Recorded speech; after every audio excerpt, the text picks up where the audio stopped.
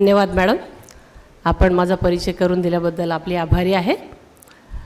नवज्योत फाउंडेशनचे संस्थापक आदरणीय सरदार नौनिहाल सिंगजी जहागीरदार, जे मला माझ्या वडील बंधूप्रमाणे स्नेह देतात आणि त्यांच्या सूचनेवरून मी इथे एक विषय आपल्यासमोर मांडण्यासाठी आज उपस्थित आहे। तत्पूर्वी या नवज्योत फाउंडेशनच्या संस्कार शिबिराचं हे 20वे वर्ष आहे आणि या संस्कार शिबिरातून या फाउंडेशननी नेमकं काय साध्य केलं त्याविषयी अगदी थोडक्यात मला आपल्याला पुन्हा एकदा काहीतरी सांगायचं आहे। नव्याने मी काही सांगत नाही आहे, परंतु याची दखल घेणं किती आवश्यक आहे ते मला पटलेलं आहे। त्याचं कारण असं की औपचारिक शिक्षणाचं महत्त्व आज कोणी कोणाला समजावून सांगत नाही। प्रत्येकाला माहिती आहे शिकणे, योग्य ती पदवी घेणे आणि त्या ज्ञानाच्या आधारावरती आपली उपजीविका शोधणे, नोकरी करणे अथवा व्यवसाय करणे हे अत्यंत महत्त्वाचं तर आहेच आहे। परंतु हे सगळं करताना आपण आपल्या व्यक्तिमत्वाचा विकास घडवून आणणे आणि भारताचा एक सक्षम नागरिक बनणे आणि ज्या समाजाने आपल्याला भरभरून दिलेलं आहे त्या समाजाचं काहीतरी आपण देणं लागतो ही भावना मनामध्ये ठेवणे आणि समाजासाठी काहीतरी करण्याचा प्रयत्न करणे याची बीज अशा प्रकारच्या संस्कार शिबिरातून रोवली जातात। आणि मला असं वाटतं की मागच्या 3 दिवसांपासून आज या समारोपाचा आज दिवस आहे आणि मला असं वाटतं की माझ्या कार्यक्रमानंतर इथे कार्यक्रमाचा समारोपच होणार आहे आणि त्यानंतर प्रत्येक विद्यार्थी आपल्या मनामध्ये एक प्रश्न घेऊन जाणार आहे, या 3 दिवसाच्या शिबिराने मला काय दिलं। तर मला असं निश्चित खात्री आहे की प्रत्येकाने इथून काही ना काहीतरी चांगली गोष्ट शिकण्याचा प्रयत्न केलेला आहे। मग ते प्रत्येकाने स्वतःच्या व्यक्तिमत्वाचा विकास असो किंवा मी माझ्या कोणत्या कार्याने या देशाची सेवा किंवा या समाजाची सेवा करू शकतो याबद्दल विचार मंथन असो किंवा की आपल्या मित्र परिवारामध्ये सुद्धा जर या विषयाची चर्चा होत असेल की मी या समाजासाठी काय करू शकतो, तर या संस्कार शिबिराचं ते यश मानलं पाहिजे। आता वळूया आजच्या माझ्या विषयाकडे। आजचा मला विषय दिलेला आहे तो तसा खरं म्हणजे आव्हानात्मक यासाठी आहे की मी गणित आणि विज्ञान या विषयाची शिक्षिका आहे। आर्टिफिशियल इंटेलिजन्स हा माझ्या मी त्या विषयाची एक्सपर्ट नाही, परंतु एक सामान्य व्यक्ती आर्टिफिशियल इंटेलिजन्स अथवा कृत्रिम बुद्धिमत्ता या विषयाचा अभ्यास न करता किंवा त्याविषयी काहीच न वाचता राहू शकत नाही। कारण कृत्रिम बुद्धिमत्ता म्हणजेच आर्टिफिशियल इंटेलिजन्स या विषयाने आपल्याला आपल्या जीवनाला वेगवेगळ्या पद्धतीने व्यापलेलं आहे। ते कसं ते फक्त आपल्याला माहिती नाही। आत्ता याच्या आधीचं जे सेशन झालं ते सेशन तुमच्याबरोबर मी सुद्धा ऐकलं आणि खऱ्या अर्थाने मी ते एन्जॉय केलं। कारण त्यामध्ये त्यांनी आपल्याला काय महत्त्वाचं सांगितलं ते म्हणजे आपल्या प्रत्येकाच्या आत काही ना काहीतरी क्षमता असते, परंतु स्वतःची क्षमता ओळखणे, तिचा विकास करणे आणि त्या कॉन्फिडन्सनी जगात वावरता येणे ही एक अतिशय महत्त्वाची गोष्ट आहे। कोणीही जर आपल्याला असं म्हणालं की तुला अमुक गोष्ट येत नाही तर आपण विनाकारण त्या भीतीने ग्रस्त होतो, परंतु जर आपण त्याच्या सकारात्मक बाजूकडे जर बघायचं ठरवलं, अरे या व्यक्तीने मला हे एका पद्धतीने आव्हान दिलेलं आहे की तुला हे जमणार नाही, आता तर मी हे करून दाखवणारच।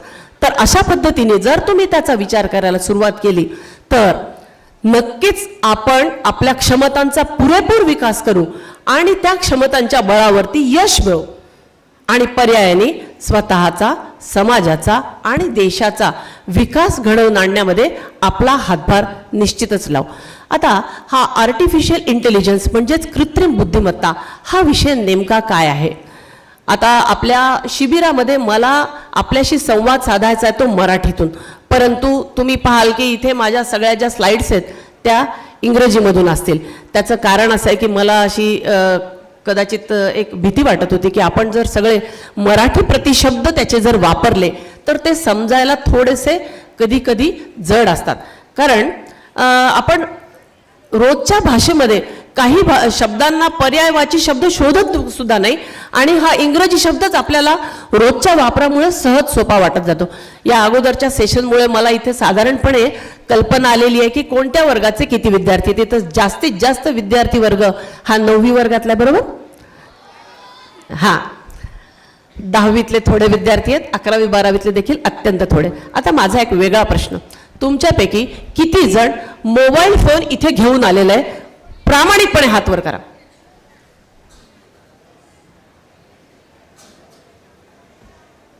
अतिशय थोड्या संख्येने विद्यार्थी मोबाईल फोन घेऊन आलेले आहेत.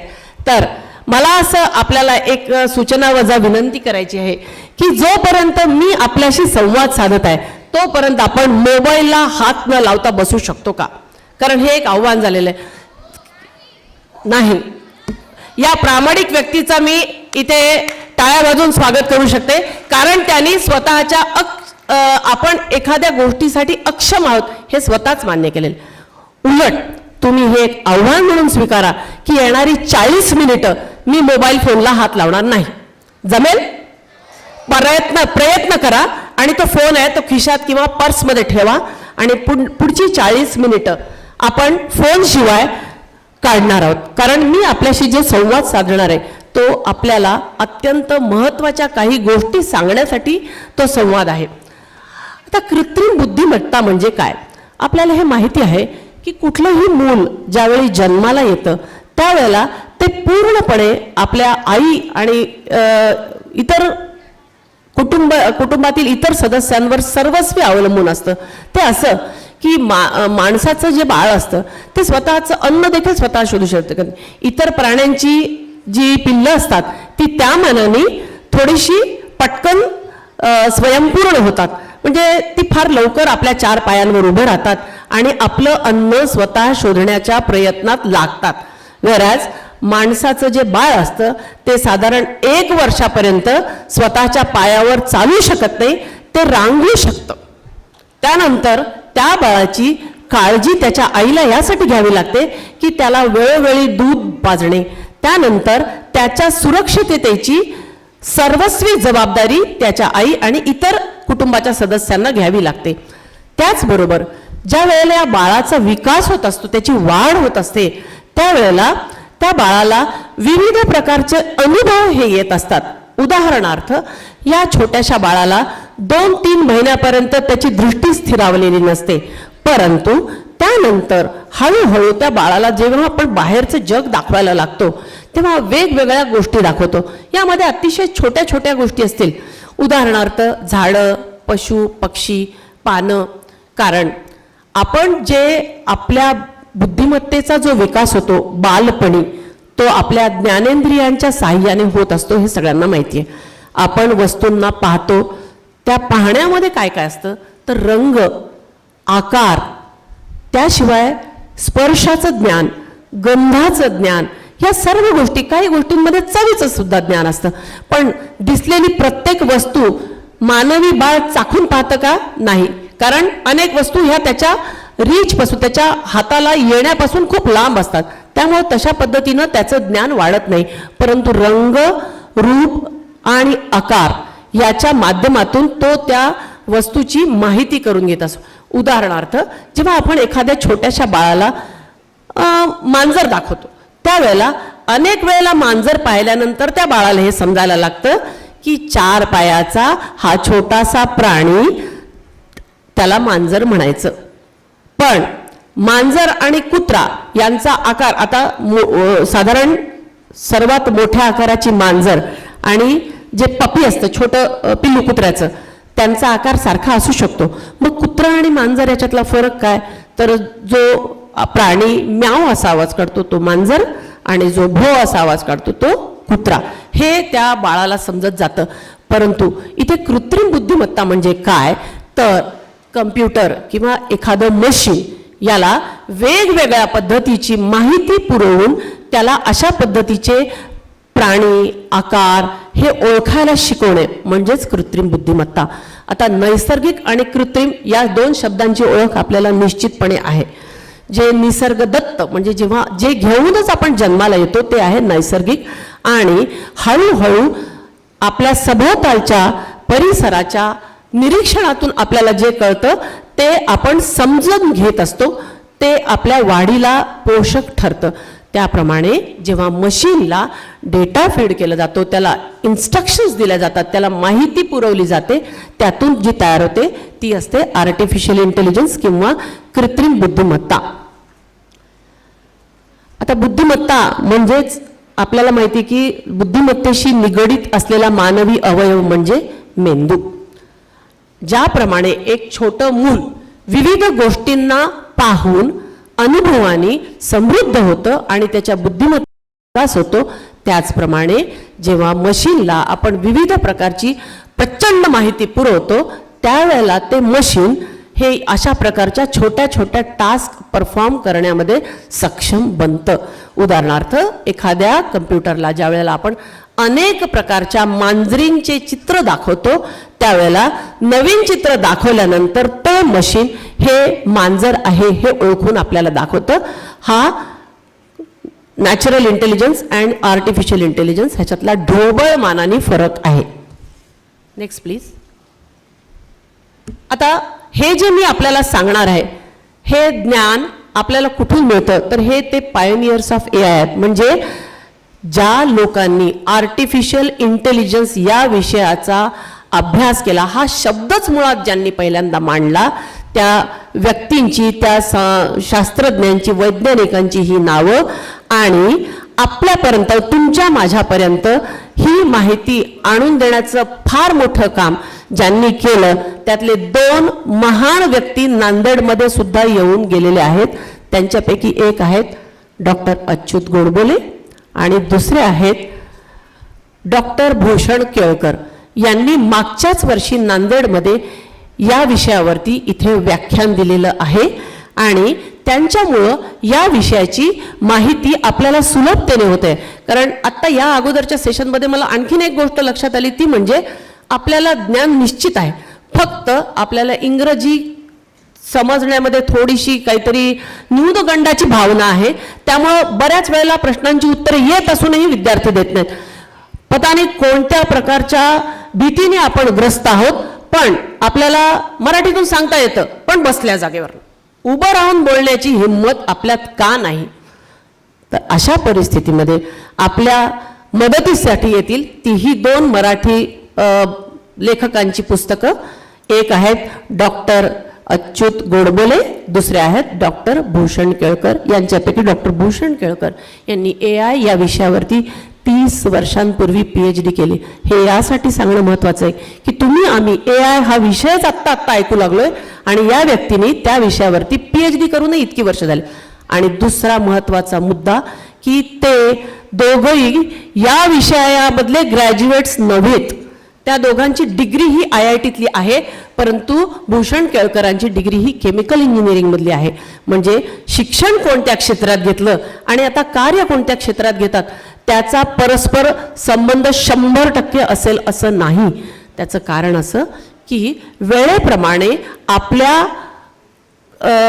अभ्यासाचे विषय बदलत राहणे आणि आत्ता समाजाला कशाची गरज आहे आणि काय केल्यानंतर मी माझं करिअर आणखीन उंचीवर नेऊ शकतो याचा त्यांनी अत्यंत चांगला अभ्यास केलेला आहे. त्यामुळं या 2 व्यक्तींची नावं आपण लक्षात ठेवणं अत्यंत आवश्यक आहे. Next please. आता what is exactly artificial intelligence ते मी आत्ताच तुम्हाला अतिशय थोडक्यामध्ये सांगितलेलं आहे की कम्प्युटरला वेगवेगळ्या पद्धतीच्या सूचना, डाटा प्रोव्हाइड करणे आणि त्याचा उपयोग हा आपल्यासाठी करून घेणे याला म्हणायचं आर्टिफिशियल इंटेलिजन्स. आणि याच्यातून नेमकं काय काय होतं तर अल्गोरिदम हा शब्द ऐकलेला आहे कुणी? विद्यार्थ्यांनो, तुम्ही अल्गोरिदम्स हा शब्द ऐकलेला आहे? नाही. ठीक आहे, कदाचित तुम्ही त्याचे परिणाम पाहिलेले आहेत पण तुम्हाला तो शब्द माहीत नाही. त्याचं कारण असं सांगते, तुमच्यापैकी मला माहिती आहे की जवळजवळ सर्वजण यूट्यूब किंवा नेटफ्लिक्स वापरता. हां, तुम्ही यूट्यूबवरती एखाद्या प्रकारचा व्हिडिओ ज्या वेळेला पाहता त्यावेळेला तशाच प्रकारचं सजेशन तुम्हाला येत राहतं, येतं ना. उदाहरणार्थ मी काल नुकत्याच झालेल्या क्रिकेटच्या मॅचचे हायलाइट्स जर पाहिले तर त्यानंतर मला पुन्हा पुन्हा तशाच प्रकारच्या मॅचेसचे हायलाईट्सचे व्हिडिओज हे प्रॉम्प्ट होत असतात. हे कशामुळे होतं? हे होतं त्या अल्गोरिदम्समुळं. किंवा जर मला जुन्या हिंदी चित्रपटांच्या गाण्याची आवड असेल तर मी जर एक व्हिडिओ जर तसा पाहिला तर तशाच प्रकारचे अनेक व्हिडिओ मला माझ्या फीडमध्ये प्रॉम्प्ट होतात. त्याचं कारण आहे हे अल्गोरिदम्स. आणि अशा प्रकारे आपल्याला यूट्यूब आणि नेटफ्लिक्सच्या माध्यमातून AI हे मदत करत असतं. नेटफ्लिक्सवरती मूव्हीज पाहता तुम्ही? किती जण पाहतात नेटफ्लिक्सवरती मूव्हीज? हां, व्हेरी गुड. हात वर करा बिंदास्त. कोणाला भीताय तुम्ही? जर नेटफ्लिक्सचा आणि यूट्यूबचा आज वापर करत नसो तर आपण मागे आहोत. वापर करा, चांगला करा. ठीक आहे. तर नेटफ्लिक्सवरती जेव्हा आपण मूव्हीज पाहतो तेव्हा आपल्याला कोणत्या प्रकारच्या मूव्हीज आवडत आहेत ते नेटफ्लिक्स त्याचा पॅटर्न शोधतं. उदाहरणार्थ जर मला कॉमेडी मूव्हीज आवडतात तर मला दरवेळेला नवीन कॉमेडी मूव्हीजचे सजेशन्स येतील. मला जर ॲक्शन मूव्हीज आवडत असतील तर मला ॲक्शन मूव्हीचे सजेशन्स येतील. हे आहे त्याचं अल्गोरिदम. Next please. आता AIचे सगळ्यात महत्त्वाचे की ॲस्पेक्ट्स काय आहेत तर मशीन लर्निंग.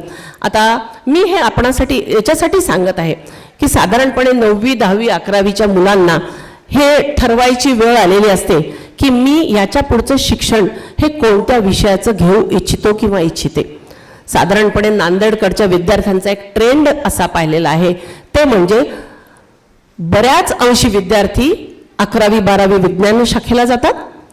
मग ते नीटचं किंवा JEEचं किंवा CETचं प्रिपरेशन करतात आणि जे CETचं किंवा JEEचं प्रिपरेशन करतात ते कम्प्युटर सायन्स मशीन लर्निंग या पद्धतीचा अभ्यास करण्याचा यासाठी प्रयत्न करतात कारण त्यांना कोणीतरी असं सांगितलेलं आहे की या विषयामध्ये नोकऱ्या उपलब्ध आहेत किंवा जर आपण या विषयाशी निगडित व्यवसाय केला तर येणारी काही वर्ष ही आपल्याला निश्चितपणे चांगला व्यवसाय किंवा चांगलं इन्कम होऊ शकतं. परंतु आपल्यासाठी 2 बातम्या आहेत. एक आहे गुड न्यूज, एक आहे बॅड न्यूज. मी तुम्हाला पहिल्यांदा बॅड न्यूज देते कारण गुड न्यूज सांगून तुमचा मूड वापस आणण्याची माझी इच्छा आहे. बॅड न्यूज अशी आहे की येणाऱ्या काही वर्षांमध्ये लाखोंच्या संख्येने लोकांचे जॉब्स जाणार आहेत. हां, मी तुम्हाला भीती दाखवत आहे कारण हे मी माझ्या मनाचं सांगत नाहीये, हे त्या विषयातल्या एक्सपर्ट्सने लिहिलेलं आहे. परंतु आता गुड न्यूज पाहिजे. जितक्या प्रमाणावरती जॉब्स जाणार आहेत त्याच्या जास्त प्रमाणावरती जॉब्स तयार होणार आहेत. हां, आणि हे जाणारे जॉब्स कोणाचे आहेत आणि ज्यांना मिळणारे जॉब्स ते कोण आहेत? जाणारे जॉब्स ते अशा लोकांचे जाणार आहेत की ज्यांनी स्वतःला अपस्किल केलं नाही, नवीन ज्ञान आपण शिकून घेतलं नाही, AIचा वापर केला नाही आणि मी जे काय शिकलो त्याच्यावरच मला जे येतं ते सांगा, त्याच्या पुढचं मी काही करणार नाही, असं ज्यांचा दृष्टिकोन असतो त्यांचे जॉब्स निश्चित धोक्यात आहेत. आणि त्याच्यापेक्षा भयंकर सत्य हे आहे की आज ज्या विषयाचं शिक्षण आपण घेतो आहोत ते 7 ते 8 विषयामध्ये 7 ते 8 वर्षांमध्ये कम्प्लिटली इररिलेव्हंट होणार आहे कारण नवीन ज्ञान त्या विषयामधलं येणार आहे. मग जॉब्स कोणाला मिळणार आहेत तर ज्या विषयामध्ये मी डिग्री घेणार आहे, ज्या विषयाचा मी शालेय दिवसांपासून अभ्यास करणार आहे त्या विषयांमध्ये मी AIचा वापर कसा करावा, मी ChatGPT कसं वापरावं, जेमिनी कसं वापरावं हे ज्याला माहिती आहे, जो AIचा एक्सपर्ट त्याला जॉब निश्चित. आता खुश? आता खुश? तर आपण पहिल्यांदा जी निगेटिव्ह बातमी ते ऐकल्यानंतर हातपाय गाळून बसतो, पण त्याच्या मागून येणारी जी खूप मोठी पॉझिटिव्ह बातमी त्याच्याकडे लक्षच देत नाही. कारण कळत न कळत काय होतं की आपण आपल्या जवळचा जे आत्मविश्वास आहे तो इतका लवकर घालवून बसतो की याच्यातून पुढे मार्ग काढता येतो ही आपल्याजवळ हिंमतच राहत नाही. तर यामुळे मला विद्यार्थी मित्रांना काय सांगायचं, AI या विषयावरती तुम्हाला खूप सारं साहित्य इंटरनेटवरच उपलब्ध आहे. तुम्ही YouTube उघडा, आणखीन वेगवेगळ्या प्रकारच्या प्लॅटफॉर्म्सवरती तुम्हाला AI या विषयावरती माहिती उपलब्ध आहे. परंतु जे अच्युत केळकरजींनी आणि भूषण केळकरजींनी आणि अच्युत गोडबोलेजींनी जे सांगितलेलं आहे ते मी तुमच्यापर्यंत पोहोचवते. ते असं की AI विषयाचा सखोल अभ्यास करून त्यावरती प्रभुत्व मिळवलेल्या माणसाला नोकऱ्या किंवा व्यवसायामध्ये निश्चितच भरभराट आहे. Next please. आता मी माझ्या सुरुवातीलाच माझी ओळख करून देणाऱ्या व्यक्तीने सांगितलं की मला सिनेमा, संगीत आणि वाचनाची आवड आहे. हा सिनेमा तुमच्यापैकी अतिशय कमी लोकांनी पाहिला आहे, पण इथे जे माझ्यापेक्षा माझ्या समवयीन किंवा माझ्यापेक्षा थोडेसे वयाने मोठे आहेत त्यांनी हा सिनेमा निश्चित पाहिलाय. नया दौर हा सिनेमा. या सिनेमाची गाणी अत्यंत गाजलेली होती. मांग के साथ तुम्हारा किंवा मग साथी हात बढाना साथी रे. ओके. त्यानंतर हा सिनेमा कोणी पाहिलाय का? किंवा ही व्यक्ती कोण आहे, कोणी ओळखून दाखवेल? Yes please. नो, तुम्ही चुकलात तर चालेल पण बोला. मला असा एक तर्फी संवाद नाही करत. मुलींनो, तुम्ही का घाबरताय? बोला.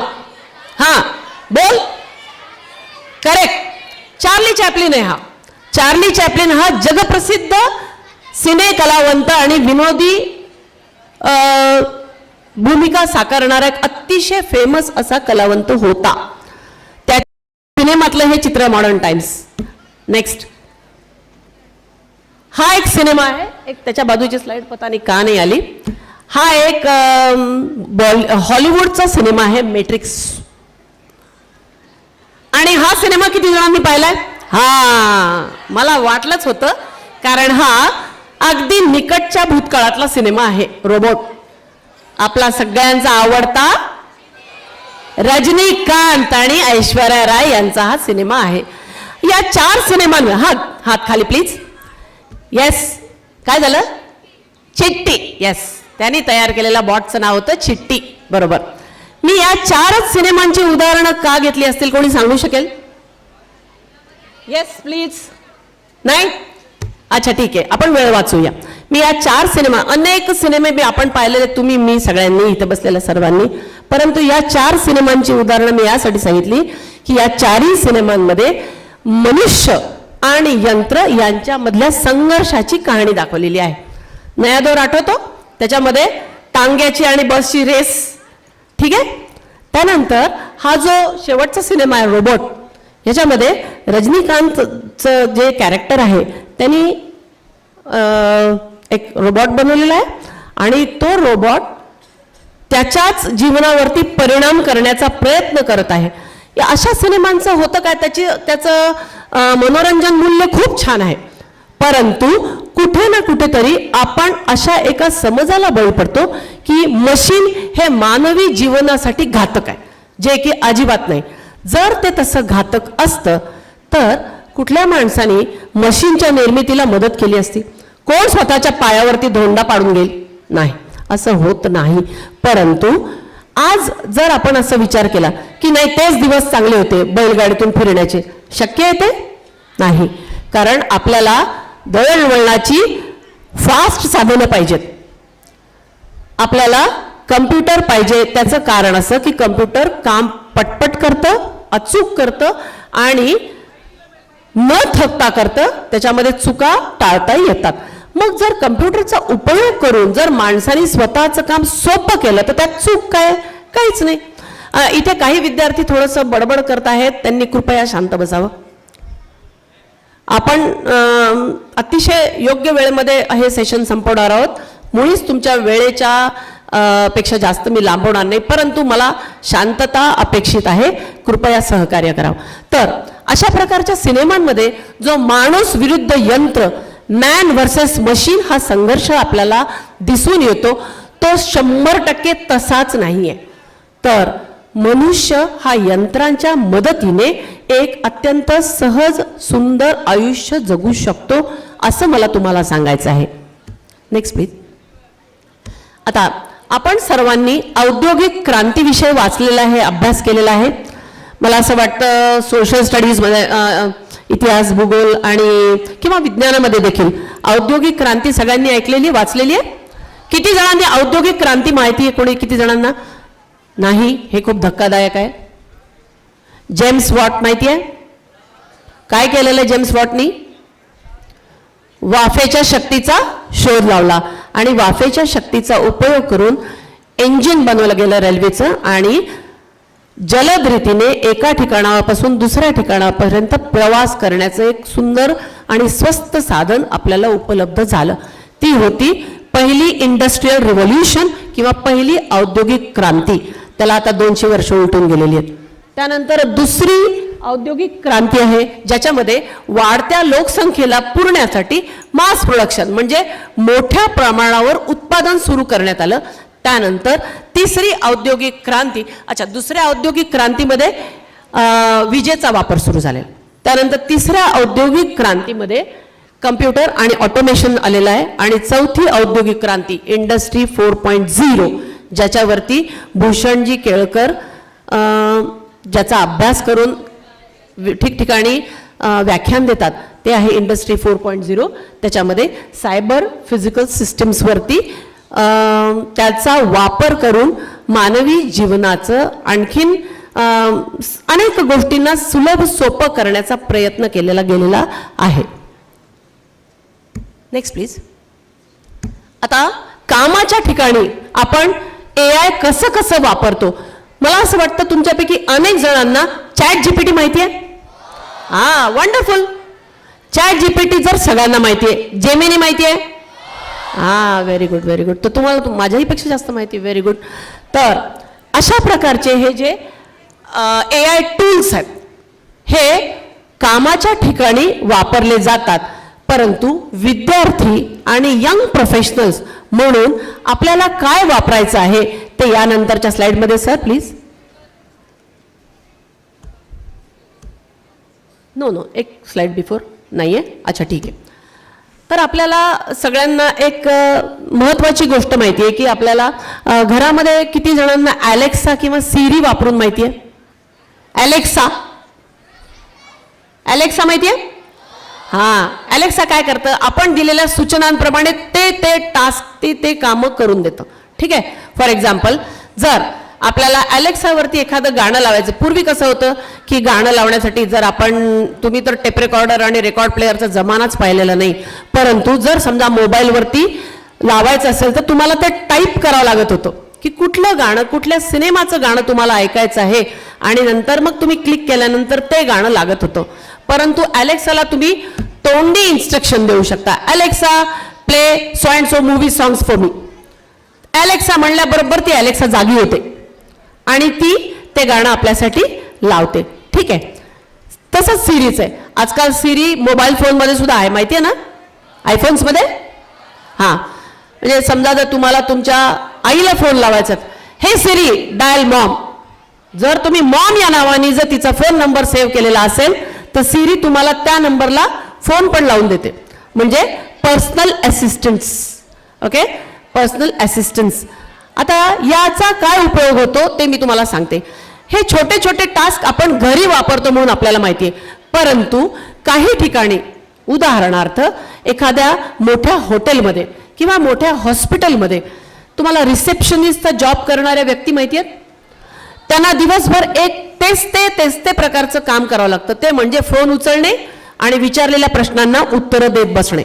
उदाहरणार्थ एक इमॅजिन करा, एक मोठं हॉटेल आहे ज्यामध्ये लोक येण्यासाठी म्हणजे जेवणासाठी येण्यासाठी फोन करतात, कारण त्यांना तिथे पोहोचण्याच्या आधी त्यांना तिथे जागा आहे की नाही शोधावं लागतं. कारण आपल्या नांदेड शहरामध्ये ते एवढा प्रॉब्लेम नाही आहे, कारण आपल्याला एखाद्या हॉटेलमध्ये जायचं असेल तर आपण समोर गाडी थांबवतो आणि आत जातो, आपलं काम होतं.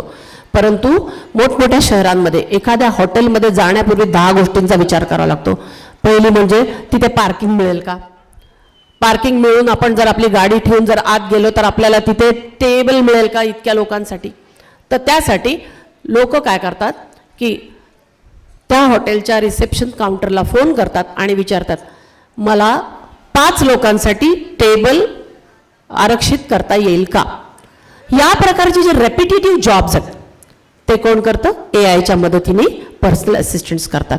किंवा एखाद्या हॉस्पिटलमध्ये एखादं मल्टी स्पेशालिटी हॉस्पिटल तुम्ही डोळ्यासमोर आणा, जिथे गेल्यानंतर तुम्ही जर लक्षात आलं की ज्या डॉक्टरांना आपल्याला भेटायचं होतं ते डॉक्टर त्यांची आज या वेळेला अपॉइंटमेंट मिळूच शकत नाही, तर तुम्ही तिथे येणार, परत तुमच्या त्या पेशंटला घेऊन दुसऱ्या हॉस्पिटलला जाणार.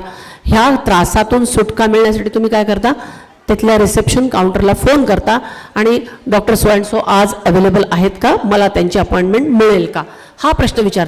तर हे जे रिपिटेटिव्ह काम आहे हे पर्सनल असिस्टंट्स करतात. त्याच्याशिवाय ड्रायव्हरलेस कार ह्याचं चित्र तुम्ही पाहिलेलं आहे का? ड्रायव्हरलेस कार आता भारतामध्ये अनेक मोठ्या शहरांमध्ये कामाचं ठिकाण आणि घर यातलं अंतर खूप जास्त असल्यामुळं लोकांचा प्रचंड वेळ हा जाणे आणि येणे याच्यात जातो. वेळ, पैसा आणि कष्ट याचा त्याच्यामध्ये प्रचंड अपव्यय होतो. परंतु त्याच्यावरती आता हळूहळू उत्तर तयार होत आहे, मिळत आहे. अनेक पाश्चिमात्य देशांमध्ये हे प्रयोग खूप आधीपासून सुरू झालेले आहेत की समजा तुम्हाला एका ठिकाणापासून 50 किलोमीटर अंतरावरती तुमच्या जॉबला जायचं असेल. 50 किलोमीटर पाश्चात्य देशात म्हणजे अमेरिकेत किंवा युरोपमध्ये फार अंतर मानलं जात नाही, कारण त्यांच्याकडे रस्ते आणि गाड्या अत्यंत उत्तम पद्धतीने ते लोक वापरतात. आणि आता ड्रायव्हरलेस कार म्हणजे मी त्या कारला इन्स्ट्रक्शन फीड करणार की मला कुठे पोहोचायचं आहे, त्याचा रूट नेव्हिगेट करण्याची क्षमता त्या कारमध्ये आहे आणि मी व्यवस्थित आराम करेन, कारण मला तिथे गेल्यानंतर माझं काम सुरू होतं. कार ड्रायव्हिंग करण्यामध्ये कष्ट आणि म्हणजे मला एनर्जी माझी घालवायची गरज नाहीये. तर अशा ड्रायव्हरलेस कार्स देखील AI मुळे वापरता येतात. याच्यासारखे आणखीन अनेक आहेत. उदाहरणार्थ रेपिटेटिव्ह कामांबद्दल मी म्हटले होते. वैद्यकीय क्षेत्रामध्ये तर प्रचंड उपयोग आहे या AIचा. आपल्याला सगळ्यांना MRI नावाचं एक डायग्नोस्टिक सिस्टम माहिती आहे. MRI जेव्हा मेंदूच्या कुठल्या विकाराला किंवा मेंदूला झालेल्या दुखापतीवरती उपचार करायचे असतात तेव्हा डॉक्टर्स MRI काढायला सांगतात, MRI स्कॅन. तर तो जो स्कॅन असतो तो म्हणजे थोडक्यात मेंदूच्या आतल्या भागाचा फोटो, आणि हा फोटो जो आहे तो वेगवेगळ्या अँगल्सवरनं काढला जातो आणि त्याच्यामध्ये काय निष्पन्न होतं त्याच्यावरनं डॉक्टर्स त्यांच्या उपचाराची दिशा ठरवतात. आणि याच्यामध्ये आता AIचा प्रचंड वापर सुरू झालेला आहे. त्यामुळं कोण म्हणतं की आपल्या नोकऱ्यांवरती आता धोका नाही. जर डॉक्टरांच्या नोकऱ्या जर धोक्यात आहेत तर तुम्ही आम्ही कोण. परंतु एक स्टडी असं सांगतो की इतर अनेक फील्ड्समधले जे नोकऱ्या आहेत त्यांच्या नोकऱ्यांवरती थोडीशी धोक्याची घंटा आहे, परंतु डॉक्टर आणि टीचर ह्या दोघांमध्ये कमी शक्यता आहे. त्याचं कारण त्यांचा ह्युमन इंटरॅक्शन म्हणजे माणसाशी संवाद होण्याची जास्तीत जास्त शक्यता असते. एक ऑफिसमध्ये काम करणारा माणूस आणि एक शिक्षक आणि एक डॉक्टर या तीनची जर तुम्ही अभ्यास त्यांचा जर केला तर ऑफिसमधल्या काम करणाऱ्या व्यक्तीला अतिशय थोड्या लोकांशी त्यांचा संपर्क येतो. व्हेरॅज डॉक्टर आणि टीचर्स यांचा सजीव माणसांशी खूप संपर्क येतो. त्यामुळं त्यांच्या जॉब्सवरती याच्यासाठी नाही, कारण त्यांना एम्पथी आणि इमोशनल इंटेलिजन्सचा वापर करणं त्यांनी अपेक्षित आहे. तुम्ही इमोशनल इंटेलिजन्स हा शब्द ऐकलेला आहे? कोणी ऐकलेला असेल विद्यार्थ्यांपैकी तर कृपया हात वर करा. इमोशनल इंटेलिजन्स, डॅनियल गोलमन हे नाव ऐकून माहिती आहे? ठीक आहे, चला मी सांगतो. इमोशनल इंटेलिजन्स म्हणजे भावनिक बुद्ध्यांक. भावनिक म्हणजे जसा IQ इज इंटेलिजन्स कोशंट तसा EQ इज इमोशनल कोशंट. ज्याला स्वतःच्या आणि इतरांच्या भावना ओळखता येतात आणि त्यांचं नीट नियोजन करता येतं, आपल्या भावनांवर नियंत्रण राखता येतं आणि समूहात काम करता येतं, तो इमोशनली इंटेलिजंट पर्सन आहे. आणि एक शिक्षक हा इमोशनली इंटेलिजंट असावाच लागतो, कारण विद्यार्थ्याला काय समस्या आहेत, फक्त अकॅडमिक समस्या नव्हे, त्याला इतर कुठल्या समस्या आहेत का त्या ओळखून घेऊन जर तो शिक्षक त्याला मदत करू शकत असेल तर तसाच शिक्षक हवाय. नाहीतर ज्ञान द्यायला तर AI तयारच आहे. तुम्ही आज कुठल्याही ChatGPTला एखादा प्रश्न विचारा, ChatGPT भरपूर उत्तर देईल तुम्हाला. पण मग शिक्षकाचा रोल काय?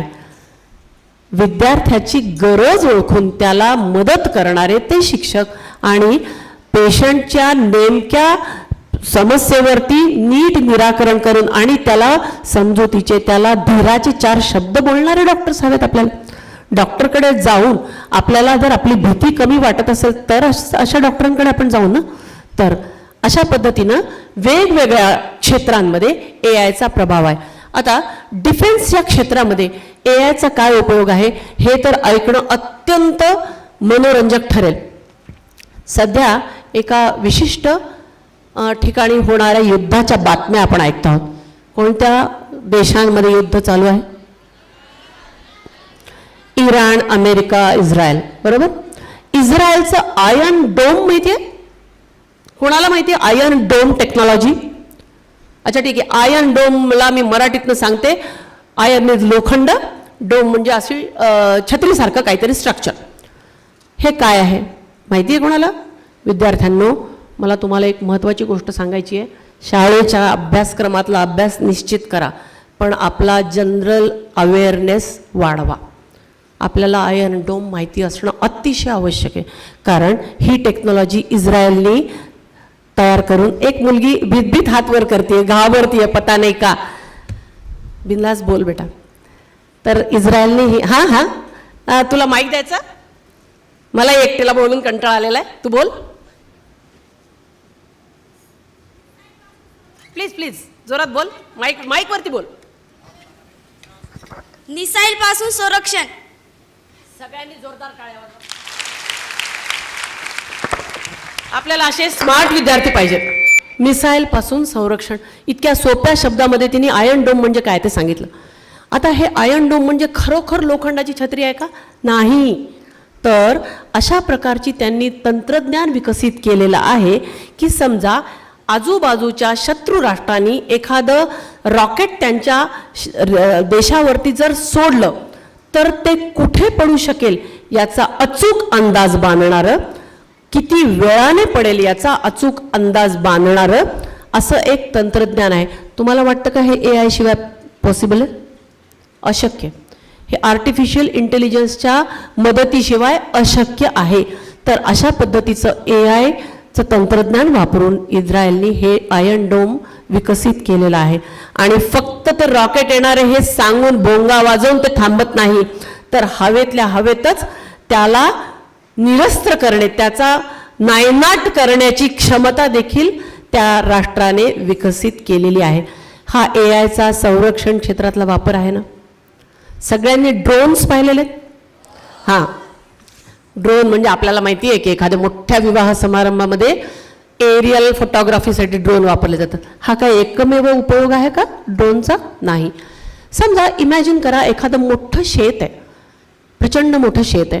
त्या शेतामध्ये फवारणीसाठी जर माणसं लावायची ठरली तर त्या माणसांना त्यांचा रोजगार किंवा फवारणीमध्ये इतर धोके देखील आहेत की तुम्हाला माहिती आहे की ते विषारी औषध असतं.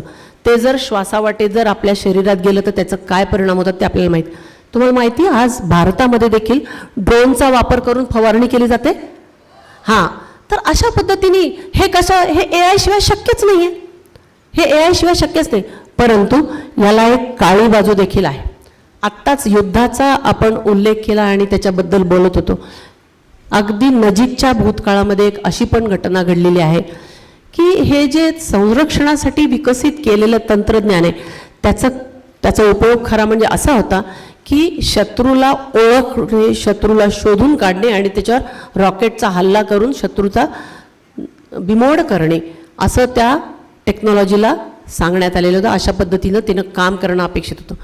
परंतु चुकून शत्रू न ओळखता आपल्या मित्रांनाच रॉकेटच्या हल्ल्यामध्ये मारून टाकल्याची घटना घडलेली आहे. त्यामुळं एआयचा सुद्धा सेन्सिबल वापर करणं आपल्याला अपेक्षित आहे ना. एआय आहे पण त्याचा उपयोग कोणी करायचा तो आपण करायचा आहे आणि तो अत्यंत माइंडफुली करायचा आहे, योग्य तारतम्य बाळगून करायचं आहे. हेच आपण सगळ्यांनी लक्षात ठेवलं पाहिजे. एआय हे आपल्या मदतीसाठी, त्यांनी आपल्याला कंट्रोल नाही केलं पाहिजे, एआयलाच आपणच कंट्रोल केलं पाहिजे. त्याचा वापर किती करायचा, कसा करायचा हे आपण ठरवलं पाहिजे. Next please. हां, आता हे वर्ल्ड इकॉनॉमिक फोरम ही एक अत्यंत मोठी संघटना आहे. त्यांनी विद्यार्थ्यांसाठी किंवा यंग प्रोफेशनलसाठी 15 महत्त्वाची कौशल्य काय आहेत ती इथं सांगितलेली आहे. आता मी एक न एक सगळी काही सांगणार नाही आहे, कारण ही तुम्हाला इंटरनेटवरती सहज उपलब्ध आहेत. तर याच्यामध्ये काही ज्या महत्त्वाच्या ज्या स्किल्स आहेत त्या अशा आहेत की त्याच्याशिवाय तुम्ही येणाऱ्या काळामध्ये सक्सेसफुल होऊच शकणार नाही. ज्याप्रमाणे शाळेमध्ये शिकताना आपल्याला 6 महत्त्वाचे विषय म्हणजे 3 भाषा, त्यानंतर गणित, विज्ञान आणि सामाजिक शास्त्र शिकणं आवश्यक आहे, त्याचप्रमाणे काही आणखीन 21st सेंचुरी स्किल्स शिकणं आवश्यक आहे. त्याच्यामध्ये critical thinking, creative thinking, analytical abilities या आपल्या वाढल्या पाहिजेत. क्रिटिकल थिंकिंग म्हणजे काय? एखाद्या नवीन संकल्पनेला वेगवेगळ्या बाजूनी त्याचा अभ्यास करणे याला म्हणायचं क्रिटिकल क्रिटिकल थिंकिंग. आता याच्यामध्ये काय होत आहे की विद्यार्थी AIचा वापर करत आहेत, परंतु त्याच्यामध्ये एक असा धोका निर्माण होतो आहे की त्याचा अतिवापर केल्यामुळे विद्यार्थ्यांच्या बौद्धिक क्षमतांचा विकास होण्यामध्ये अडथळे येत आहेत. उदाहरणार्थ, विद्यार्थ्यांना कृपया शांत राहा, कृपया शांत राहा. तर पारंपरिक शिक्षण पद्धतीमध्ये शिक्षकांनी एखादी नवीन संकल्पना जेव्हा शिकवली त्यावेळेला विद्यार्थ्यांनी स्वयं अध्ययन करणं अपेक्षित आहे. म्हणजे त्या संकल्पनेवरती आधारित थिअरी वाचणे, त्यावर आधारित उदाहरणं सोडवणे आणि त्या विषयाचा विचार करण्यामध्ये, चिंतन मनन करण्यामध्ये वेळ घालवणं अपेक्षित आहे. कारण जेव्हा तुम्ही एखाद्या संकल्पनेचा, कन्सेप्टचा नव्याने अभ्यास करता त्यावेळेला ती पहिल्यांदा जशी समजते त्याच्यापेक्षा तुम्ही त्याचा विचार केल्यानंतर 1 आठवड्याने तुम्हाला आणखीन जास्त चांगली समजलेली असते, कारण तुम्ही तिचे वेगवेगळे उदाहरणं सोडवलेले असतात. उदाहरणार्थ न्यूटनचे नियम, ठीक आहे, किंवा पायथागोरसचा सिद्धांत. ज्या वेळेला तुम्ही तो शिकता त्यावेळेला तुम्हाला ती फक्त एक फिगर लक्षात येते. त्याच्यानंतर त्याच्यावर आधारित ज्या वेळेला तुम्ही वेगवेगळी गणित सोडवता, उदाहरणं सोडवता, त्यावेळेला ती संकल्पना तुम्हाला नीट समजते. आणि ह्या नीट समजण्यासाठी स्वाध्याय आवश्यक आहे, स्वाध्यायाला पर्याय नाही. आता एखाद्या वेळेला जर शिक्षकांनी तुम्हाला गृहपाठ दिला, तुम्ही घरी येऊन ChatGPTला जशाला तसा प्रश्न दाखवला, ChatGPTने ते उत्तर तुम्ही स्वतःच्या हाताने किंवा तसंच प्रिंटआउट आणून शिक्षकांना देऊन टाकलं, ह्याच्यामध्ये लॉस कोणाचा झाला? लॉस तुमचा आहे. कारण शिक्षकांना तुमच्या त्या प्रिंटआउटशी काही एक मतलब नाही आहे. तुम्ही तो विषय कसा शिकला, ChatGPTचा निश्चित वापर करा, जेमिनीचा निश्चित वापर करा, पण कशासाठी? ब्रेनस्टॉर्मिंगसाठी, आयडिया नवीन येण्यासाठी. परंतु त्याचाच उपयोग करून जर तुम्ही उत्तर जशाला तसं आणून देत असाल तर तुम्हाला समजलं असं म्हणता येईल का? एखादा विषय तुम्हाला समजला असं केव्हा म्हणायचं की ज्या विषयावरती तुम्हाला 5 मिनिटं सगळ्यांच्या समोर येऊन बोलता येईल एवढी हिंमत आहे. ठीक आहे, स्टेजवर नाही, पण तुमच्या मित्रांच्या ग्रुपमध्ये सुद्धा तुम्हाला बोलता आलं तर तो विषय तुम्हाला समजला असं समजू शकतो. मग ChatGPTचा, जेमिनीचा वापर करून जशाला तसं उत्तर आणून देणं हा त्या तंत्रज्ञानाचा योग्य उपयोग म्हणता येणार नाही. ते वाचा, परंतु त्यानंतर स्वाध्याय करा, स्वाध्यायाला पर्याय नाही. Next please. हां, स्टुडंट्सनी कसा, विद्यार्थ्यांनी कसा वापर करावा? तर ब्रेनस्टॉर्मिंग म्हणजे एखादी नवीन गोष्ट जेव्हा आपल्या चर्चेमध्ये आपण त्याच्याविषयी बोलतो त्यावेळेला वेगवेगळ्या व्यक्तींची वेगवेगळी मतं येतात, त्याला म्हणायचं ब्रेनस्टॉर्मिंग. आपल्या ब्रेनमध्ये स्टॉर्म चालू आहे, वादळ चालू आहे, त्या वादळाला योग्य दिशा मिळाली, त्यामध्ये वापर केला गेला AIचा, एकदम योग्य. त्यानंतर आयडिया जनरेशन. किती जणांना इनोव्हेशन नावाचा शब्द माहिती आहे? इनोव्हेशन, ओके, इनोव्हेशन म्हणजे नवीन काहीतरी तयार करणे, नवीन, मग ती वस्तू असेल नाहीतर एखादी टेक्नॉलॉजी असेल, त्याला नवीन कृतीमध्ये आणणे याला इनोव्हेशन म्हणायचं. आणि याच्यासाठी सुरुवात जर तुम्ही AI पासून केली तर काही हरकत नाही, परंतु ज्याप्रमाणे एखादं छोटं मूल वॉकरच्या मदतीने चालायला शिकतं, पण एकदा चालायला शिकल्यावर वॉकर वापरतं का ते? नाही, ते वॉकर बाजूला ठेवतं, कारण त्याला माहिती आहे वॉकर शिवाय मी फास्ट चालू शकतो. तसंच आहे, एआयचा वापर करा, शिका, परंतु एआय पेक्षा तुम्ही जास्त स्मार्ट आहात, तुम्ही जास्त चांगलं काम करू शकाल. Writing and editing. आज कदाचित आपण पत्रलेखन ही संकल्पना जुनी झाली म्हणू शकतो, परंतु ईमेल लिहितोय आपण. ईमेल लिहिताना आपल्याला अनेक वेळेला अशा अडचणी येतात की मी जे लिहितो त्याच्यातलं ग्रामर बरोबर आहे का नाही. पण तिथे आपल्याला एक मदतनीस उपलब्ध असतो, ग्रामरली. माहितीये, ग्रामरली आपल्याला ईमेल लिहिता लिहिताच करेक्शन करत राहतो, सांगत राहतो की काय बरोबर आहे काय चुकलेल. परंतु ग्रामरलीचा वापर करता करता तुम्हाला काय म्हणायचंय ते तरी त्याच्यात आलंय की नाही हे बघाल ना. का ईमेल ग्रामरलीनी जसा प्रॉम्प्ट केला तसा लिहिला असं नाही ना चालणार. तुम्हाला काय म्हणायचंय तर लिहा, कंटेंट तर तुमचा पाहिजे, करेक्शन तर ग्रामरली करणार आहे. Research and summarization. आता याच्यामध्ये छोट्या छोट्या गोष्टी आहेत की एखाद्या विषयामध्ये विद्यार्थ्यांच्या लेवलला जर आपण एखादा शोध करत असो, शोध निबंध तर फार मोठा शब्द झाला, परंतु कधी कधी आपल्याला स्टॅटिस्टिकल डाटा लागतो. उदाहरणार्थ, पहिल्या महायुद्धामध्ये भारतातले किती सैनिक होते माहिती आहे ना तुम्हाला? पहिल्या महायुद्धातही भारतातले सैनिक लढलेले आहेत, माहिती आहे? नाही माहिती, ठीक आहे. दुसऱ्या महायुद्धामध्ये ऑस्ट्रियाचे किती लोक मारले गेले हे आपल्याला तोंडावर असते, काही माहिती नसते, गरजही नाही आहे त्याची, कारण ते सांगायला एआय तयार आहे, आपल्याला इंटरनेटचा वापर करून इमिजिएटली काढतायत. ट्युटरिंग आणि लर्निंग. इथं मी एक माझं अतिशय आवडीचं उदाहरण देणार आहे, ते म्हणजे ट्युटरिंग म्हणजे काय. एकाने अनेकांना शिकवणं याला ट्युटरिंग नाही म्हणायचं. अगदी छोट्या गटामध्ये त्या व्यक्तीची नेमकी काय गरज आहे ते ओळखून शिकवणे त्याला ट्युटरिंग म्हणायचं. आता मी माझ्या स्वतःच्या शाळेमध्ये पाहिलेलं एक सुंदर उदाहरण तुम्हाला सांगते. साधारण 1ली ते 4थीचे विद्यार्थी जे आहेत ना ते साधा टाय वापरतात, त्याला इलास्टिक असतं, गळ्यात घातलं की संपलं. पण 5वी पासूनच्या मुलांना तो नॉट टाय असतो, माहिती आहे? Not tie. किती जणांना नॉट टाय वापरून माहिती आहे? टाय तर त्या टायची नॉट बांधणे, गाठ बांधणे हे खूप ट्रिकी काम आहे. तर जेव्हा एक विद्यार्थी दुसऱ्या विद्यार्थ्याला म्हणतो की मला ह्या नॉट टायची नॉट बांधून दे ना, तर तो की नाही असं त्याचं लेक्चर देत नाही की पहिल्यांदा टायला असं धर, त्याच्यानंतर असं फोल्ड कर. नाही, तो काय करतो, समजा 3 विद्यार्थी उभे आहेत, एक्स वाय झेड. एक्स काय करतो, वायच्या गळ्यात टाय टाकतो आणि त्याला डेमो दाखवतो की असा टाय बांधावा, आणि झेड हे सगळं बघत असतो. तेव्हा झेडला जे समजतं ते शब्दांनी सांगून नाही, ते कृतीतून समजलेलं आहे. ओके, हँड्स ऑन एक्सपिरियन्स याला म्हणायचं सहज शिकणं. आता या प्रकारच्या गोष्टी आहेत. उदाहरणार्थ आत्ता सर बोलत होते की इंग्रजी बोलायला आपण घाबरतो. त्याचं कारण असं की आपण रोज ती भाषा बोलत नाही, त्याचा न्यूनगंड कशाला.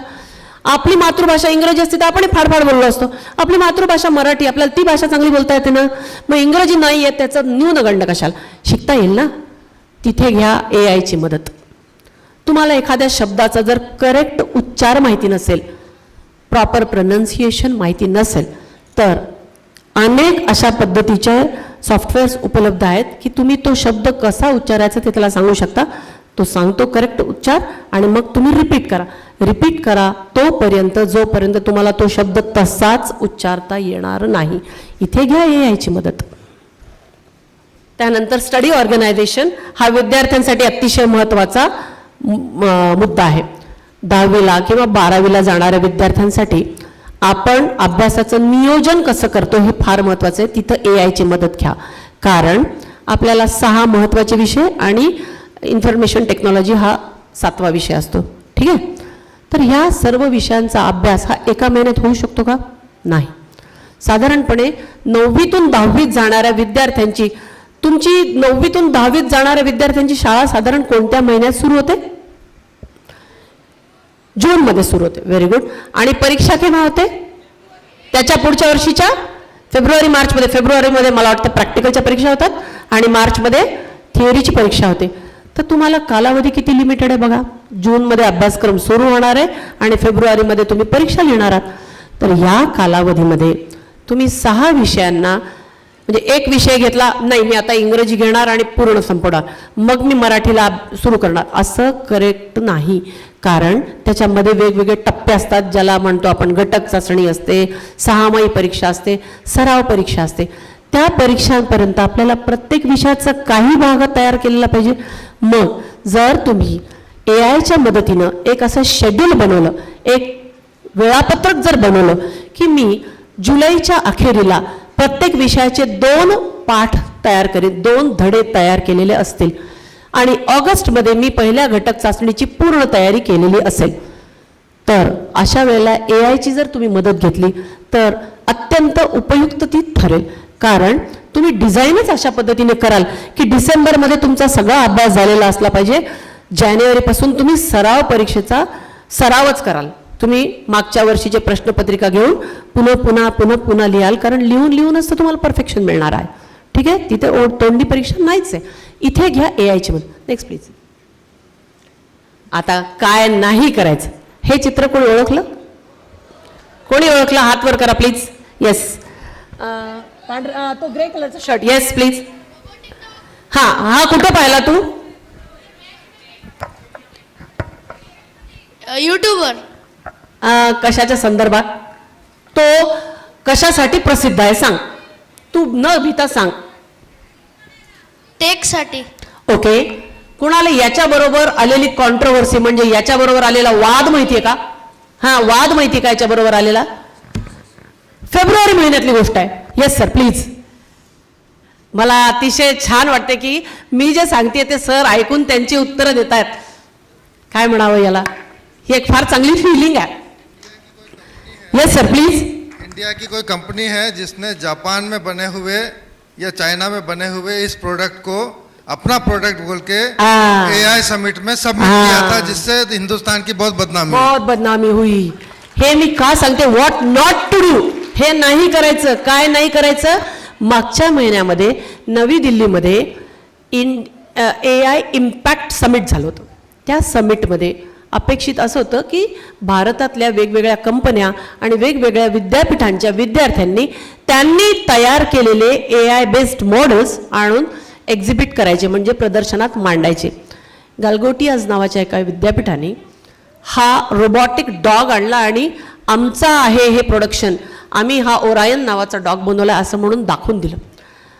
ही एक अत्यंत मोठी चूक होती, कारण तो त्यांनी बनवलेला, त्यांनी विकसित केलेला प्रॉडक्ट नव्हता, तर तो मार्केटमध्ये ऑलरेडी अवेलेबल आहे. 3 ते 4 लाखमध्ये विकत मिळतो. हा चायनाने बनवलेला प्रॉडक्ट आहे. आता ही एक अक्षम्य चूक का म्हणायची? कारण तुम्ही जे स्वतःचं म्हणून दाखवताय ते तुमचं नाहीच. त्याच्यापेक्षा तुम्ही ही हिंमत कशी करता? कारण याचं पिक्चर घेऊन जर इंटरनेटवर टाकलं तर याचं ओरिजिन काय ते 5 मिनिटात कळतं. अशा पद्धतीने भारताची तिथे बदनामी झाली. अशी आपण कोणतीही गोष्ट करणार नाही आहोत. याला बौद्धिक चोरी म्हणतात त्याला साध्या भाषेत. आपण जर एखादी वस्तू जी आपण तयार केलेली नाहीये ती आपली म्हणून जर सांगणार तर ही खूप कमीपणा आणणारी गोष्ट आहे. तुम्ही जे स्वतः करू शकता ते दाखवा. नसेल तर या स्पर्धेमध्ये आपण मागे आहोत हे मान्य करा, शिका आणि मग पुढे जा. पण इतर कोणीतरी तयार केलेलं प्रॉडक्ट हे माझं आहे असं म्हणून दाखवणं हे अतिशय चूक. Next please sir, please next. आता काय केलं तर ते योग्य राहील? मी तुम्हाला एक साधा प्रश्न विचारते की समजा एखाद्या दिवशी तुम्हाला इतकं काम आहे, शाळेमधनं प्रचंड गृहपाठ मिळालेला आहे आणि त्या दिवशी आई बाबा आणि घरातले सगळे वडीलधारी मंडळी एका दुसऱ्या गावाला लग्नासाठी गेलेले आहेत. आईने तुमच्यासाठी स्वयंपाक करून ठेवलेला आहे, जेवायला तयार आहे, पण जेवल्यानंतर तुम्हाला तुमचं ताट धुवून ठेवायचं आहे, तुम्हाला उद्या शाळेला जायचं, त्याच्यामुळे शाळेचा गणवेश धुवून ठेवायचा आहे आणि आपणच केलेला कचरा काढायचा आहे. या 3 गोष्टी आहेत आणि अर्थातच तुम्हाला तुमचं होमवर्क गृहपाठ पूर्ण करायचं. तर याच्यामध्ये कशामध्ये तुम्ही AI ची मदत घ्याल? ChatGPT वापरून गृहपाठ? नो.